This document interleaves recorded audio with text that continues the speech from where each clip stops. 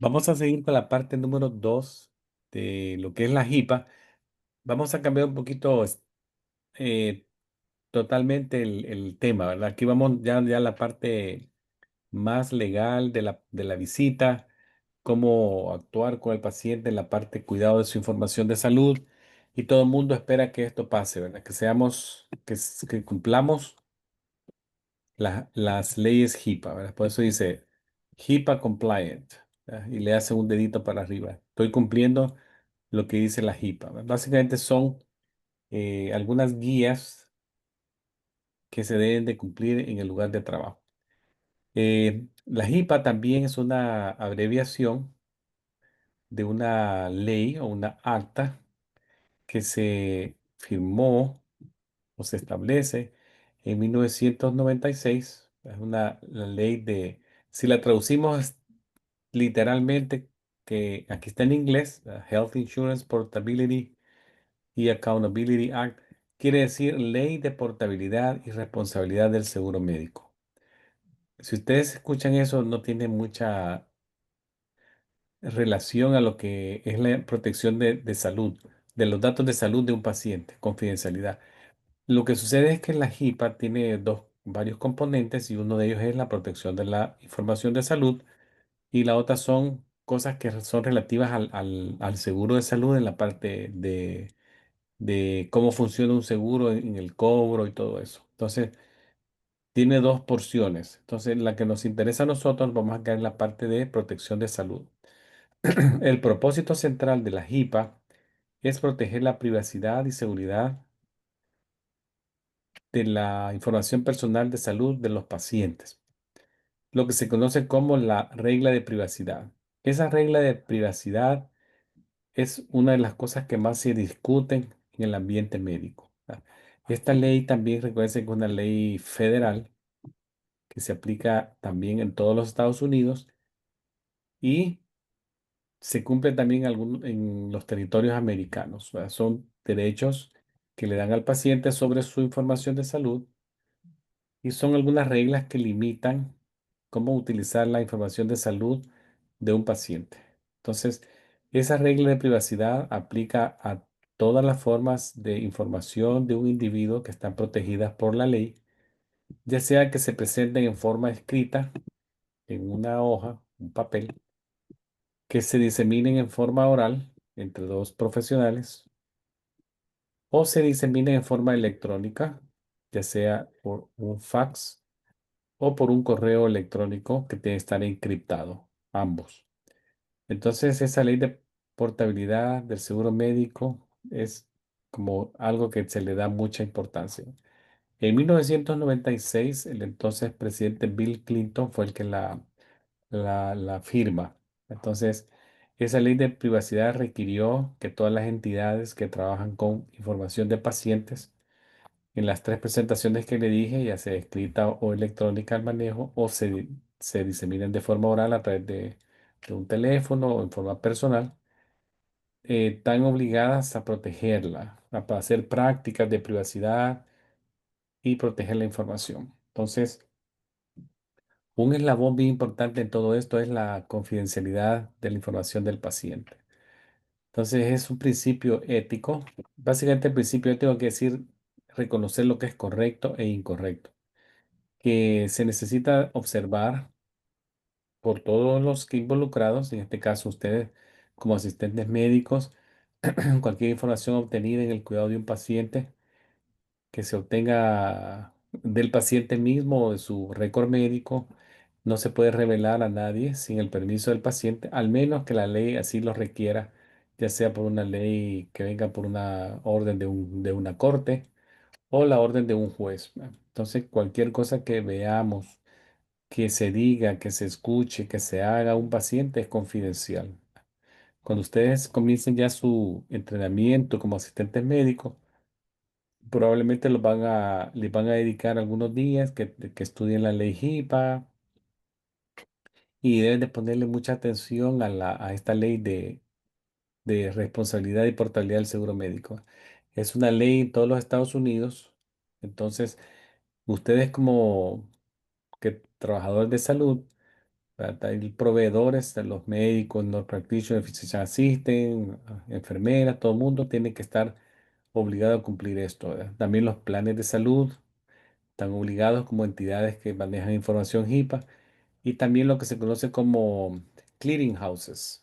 Para los que no han oído esa palabra, healthcare clearing houses son establecimientos que son mantenidos por los bancos con el propósito de hacer reclamos de cobros y manejo de cuentas de pacientes. Entonces, todo el mundo está sujeto a la ley y requisitos de la HIPAA y todos también pueden en algún momento enfrentar penalidades si no cumplen esa ley, ¿no? Entonces, esa era la ley de privacidad. Ahora, vamos a ver también un poquito, esto es la ley de privacidad que les estaba hablando, proteger la información de salud. Ahora, todo esto se hace con el propósito de hacer el manejo del cuidado de salud de un paciente más efectivo, más eficiente, ¿verdad? Que se logren los objetivos planteados y que se haga buen uso del dinero a gastarse, ¿verdad? Que se gaste dinero en la atención de salud y que ese dinero se vea reflejado en el mejoramiento de la salud del paciente en lo posible, pues cuando se puede, ¿verdad? Por supuesto. Entonces la confidencialidad dijimos que era un principio ético. Toda información discutida por un paciente debe ser privada y si nosotros necesitamos saber una información de un paciente, tiene que ser lo necesario a saber. Si yo necesito saber solo el reporte de una biopsia que le hicieron la semana pasada, solamente eso voy a buscar. No me voy a poner a estarle eh, revisando los diagnósticos de hace un año, viendo qué le salió en este. Lo necesario a saber es el principio básico. Ahora, las reglas de privacidad que piden las HIPAA, por ejemplo, en el manejo de computadoras, se le pide a todos los empleados que tengan una palabra clave, un password potente, ¿verdad? De difícil, que se no se los adivinen tan fácil, sea un potente, muy difícil de adivinar. También si se va a trabajar en un área bastante pública o dejamos en la computadora en un área pública, tiene que estar no vista el monitor o la pantalla de ese computadora. No tiene que estar visible a otras personas. Se tiene que poner a bajo ángulo, como a 10 grados de cierre, o cerrarla completamente, o me salgo de la sesión hasta que yo regrese de nuevo a la habitación. Esas son las medidas de seguridad en general del manejo de la computadora. Ahora, la ley de privacidad ya la dijimos. Ahora, lo que es las leyes, lo que es la seguridad, las reglas de seguridad, esto implicaba lo que eran las palabras claves y también incluyen lo que en algunos casos que se maneja información en forma de papel, deshacerse de esos papeles en algunos casos a través de un shredder, que es una máquina que destruye el papel en pedacitos o muchas compañías o muchas clínicas o hospitales tienen como un contenedor de basura con información protegida que está bajo llave. Solo la entrada del contenedor está sin llave. O sea, tiene un orificio como que fuera un buzón de correo de los que vemos en la calle. Yo puedo echarle información a ese buzón pero no lo puedo traer de regreso. Por la tarde o cada 2 días llega un individuo con una llave a sacar ese tipo de basura que tiene información protegida y él se lo lleva en un contenedor a destruirlo en un área segura, un shredder. Algunas compañías hacen eso para deshacerse de esas cosas. Eso es lo que dice la ley de seguridad, Security Rules, ¿verdad? Estas son estándares que se han hecho a nivel nacional para proteger la integridad del manejo electrónico de la información. Requiere pues que todo el mundo utilice y mantenga estrategias técnicas, administrativas, físicas para salvaguardar la información de salud. Van a ver ustedes también que en algunas clínicas puede ser que tomen fotografías. Esas cámaras también tienen que estar bajo llave. Cámaras que tengan fotos de pacientes, de rostros de pacientes, de lesiones de su cuerpo, heridas y todo eso, tiene que estarse bajo llave. Información donde se colecte el número del caso del paciente, su número de registro personal, también tiene que estar protegido ese folder y todo eso bajo llave. Entonces, Incluye también la transmisión de información. Cuando se transmite información, se crea información, se recibe información en forma electrónica. Esta se tiene que transmitir a través de internet o fax. Se tiene que asegurarse bien que la información esté encriptada, ¿verdad? Entonces, de esa manera vamos a estar como salvaguardando que esa información no se detecta o se abre de manera incorrecta.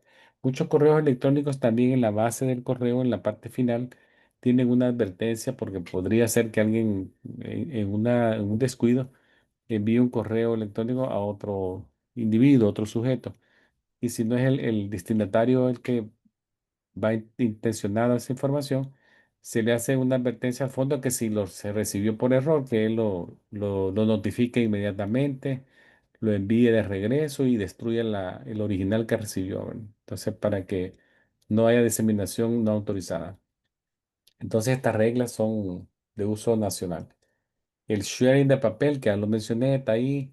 El uso de llaves o echarle llaves a gabinetes, puertas o ponerle palabra clave a entradas de habitaciones donde se tiene información protegida y limitar también el acceso a claves o uso nombres de usuarios a la menor cantidad de personas posible, ¿verdad? Entonces, las computadoras, ya les dije también, bien protegidas con palabras claves. Personas que no sean de la clínica, pero son asociados de negocio que tienen que ejecutar alguna acción con la clínica, también se les da información de que tienen que salvaguardar la información de la clínica y firmar actas o acuerdos que van a utilizar métodos en la transmisión para hacer que los correos electrónicos o faxes sean seguros, ¿verdad? Entonces, todo eso es lo que la JIPA le pide a la institución y a los empleados. Ahora, en los derechos de los pacientes, los pacientes habíamos dicho que tenían también derecho a la información propia y ellos pueden decir a quién se le puede compartir información que ellos consideren que se puede a su gusto compartir con otros. Ellos dicen, bueno, puedes saber de mi diagnóstico, mi esposa, mi mamá, mis hijos, pero no ninguna familia aparte de ellos, ¿verdad? Entonces ellos pueden limitar el acceso a la información. Ese es un derecho de los pacientes, pero tienen más derechos. Entonces los asistentes médicos o cualquier empleado de un centro de salud o médico debe de proteger esos derechos de los pacientes. Vamos a revisarlo así en forma general. Los derechos son del conocimiento del paciente, ¿verdad? Se le da una hoja donde dice sus derechos y obligaciones y también en muchas ocasiones los derechos están pegados en la pared, como que fuera un póster pegado en la pared y es visible para todo el mundo. Ahí están los derechos, en qué momento pueden ser utilizados los derechos que el paciente lo puede utilizar, pero también en qué momento puede ser que la información se disemine sin que él sepa que se va a diseminar. Por ejemplo, algunos pacientes que son privados de libertad, ¿verdad? Reos, pierden su derecho, alguna actividad criminal que ellos tengan, pues por algo tienen que reportarse algunos reportes de laboratorio, si hay casos de negligencia o abuso de menor, también cuando la ley lo requiera, ley de juez, ley de corte, también o en casos de compensación, ¿verdad? De work compensation también. O cuando una información de salud tiene que hacerse del conocimiento porque es una enfermedad de carácter de amenaza pública. Hay algunas enfermedades que ya están en una lista de reporte obligatorio de una clínica u hospital, ¿verdad? Aunque el paciente diga, no, no, no, no, no lo haga por ley del Estado. Hay algunas enfermedades que el Estado tiene que saber que una paciente, ya sea hombre o mujer, está contaminado con esa enfermedad, ¿verdad? Tiene la enfermedad.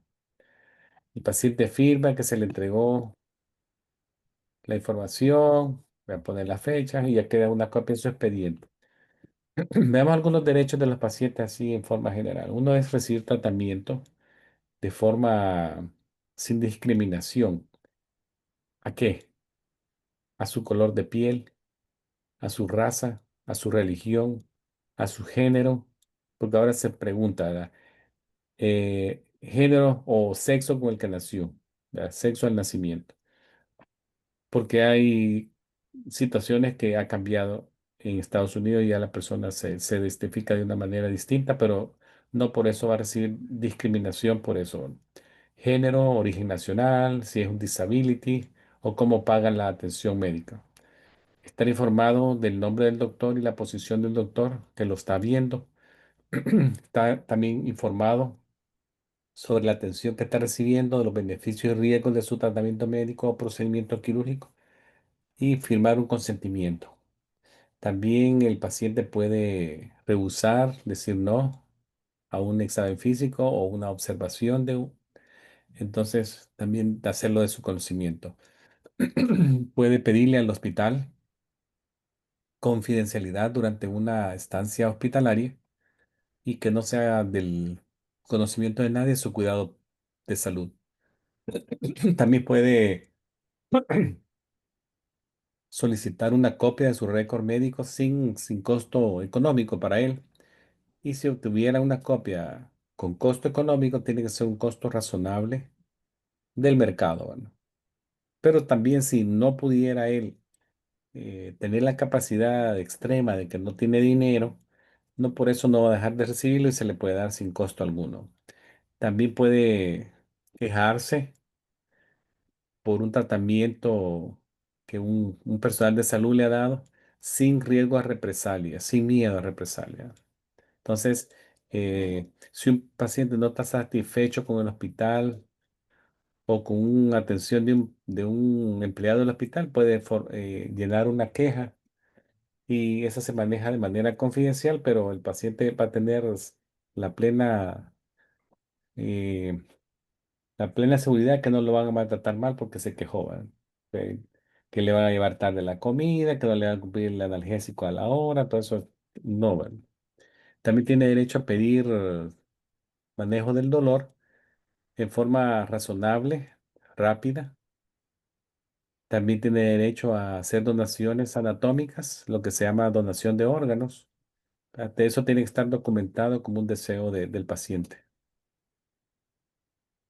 Esto del deseo de vida, o nosotros lo conocemos como testamento, que la gente deja un deseo antes de que suceda un percance, ¿verdad? Entonces, eh, para darles un ejemplo, sería que un paciente firma un documento expresando un deseo en caso de una enfermedad terminal, le inhiba a él o un accidente que pase, después de expresar ese deseo, entonces lo firma antes, deseo de vida, la living will.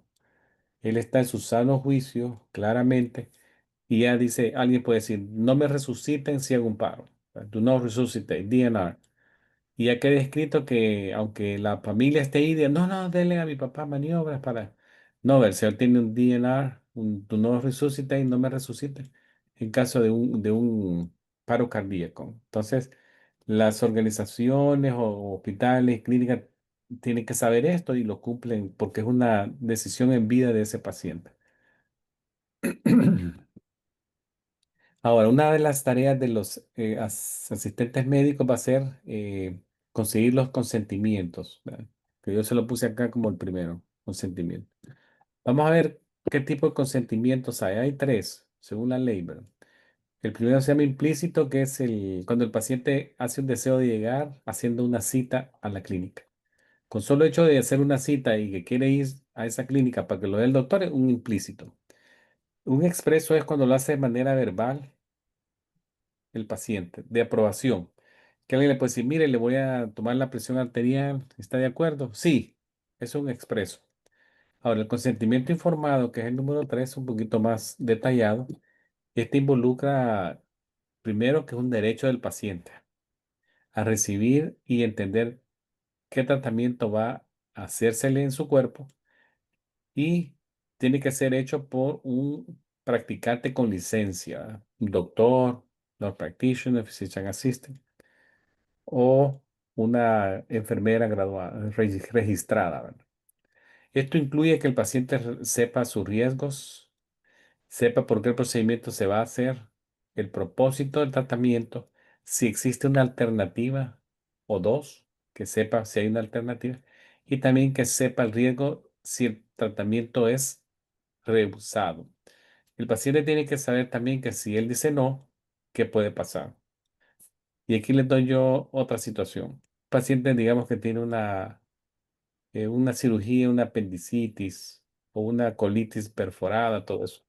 El paciente le dice, mire, tiene que intervenírsele de manera rápida para que el problema no se agudice. Pero le dice, no, no, no, no quiero que me operen, ya tuve una mala experiencia en el pasado. Él está en su derecho a decir no, porque es un derecho del paciente, pero también tiene también el derecho a saber el riesgo de decir no, que se puede complicar con una sepsis y todo eso. Entonces es el del informed consent o consentimiento informado. Todo profesional médico tiene que asegurarse que el paciente entendió y que firme un consentimiento informado por procedimiento. El paciente tiene que hacerlo por procedimiento.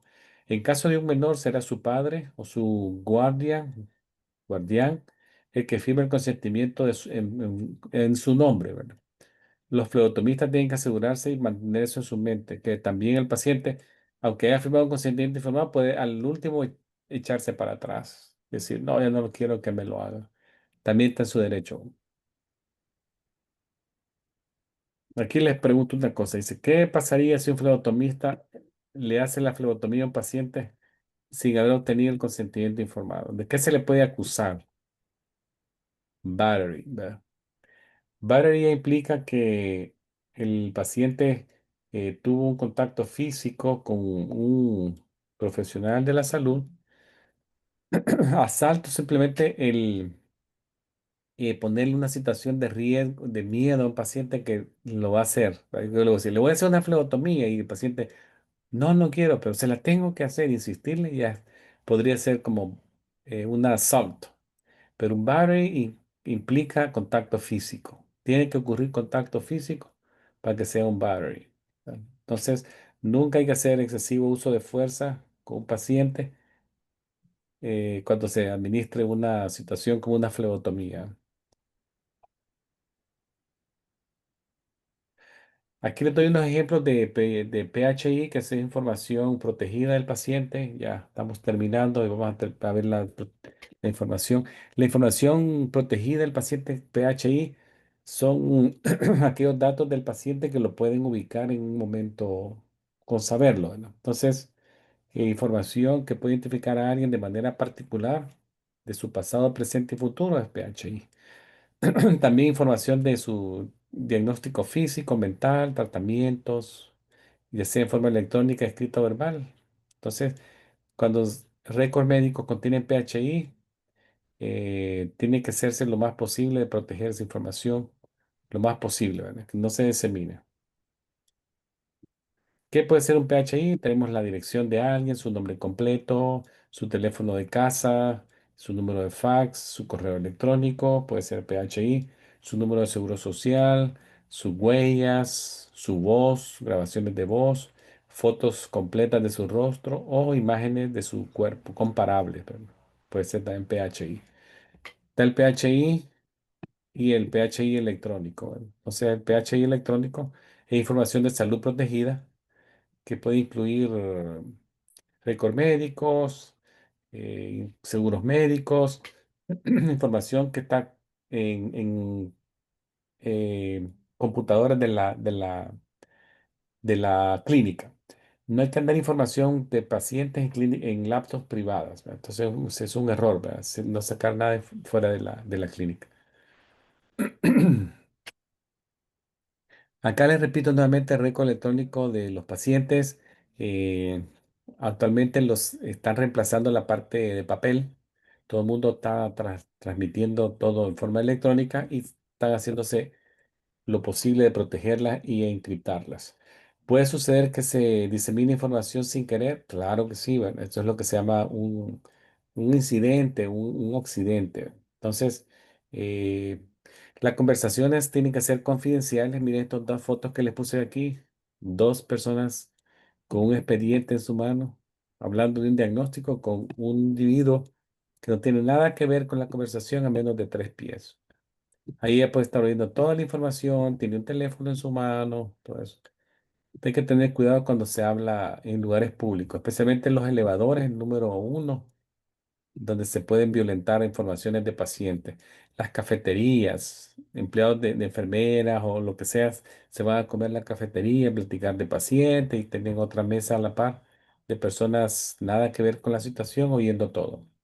También los corredores de los hospitales, vean acá, estos dos médicos están hablando a eh, récord abierto en un pasillo de un hospital, ¿verdad? Entonces, personas no autorizadas podrían caminar cerca y oír todo cuando los médicos están hablando de información privada.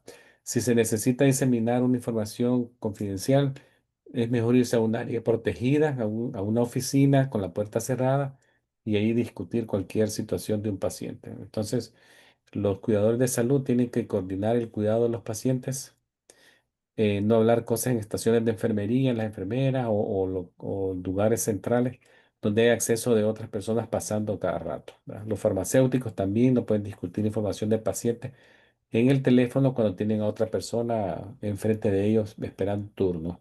Entonces, ojo ahí, bueno. Aquí con esto quiero terminar. Dice acá, no nos prestemos a que información no deseada se haga pública. Siempre, siempre, siempre y le puse always, siempre.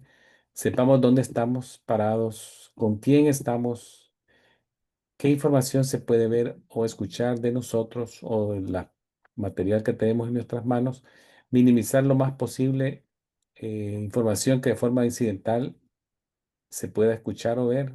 Hay que hacer todo el esfuerzo de proteger esa información de salud.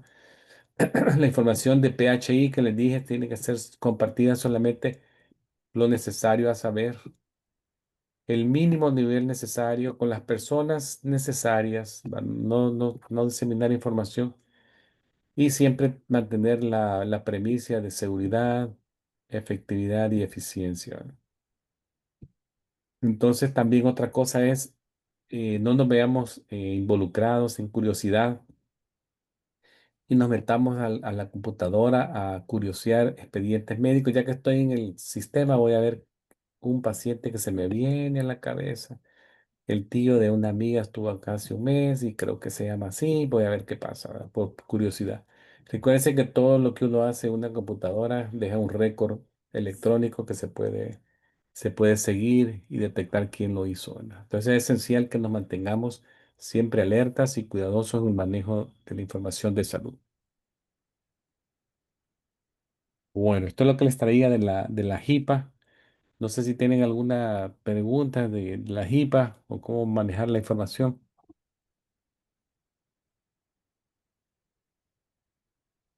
Mm, Bien, profesor.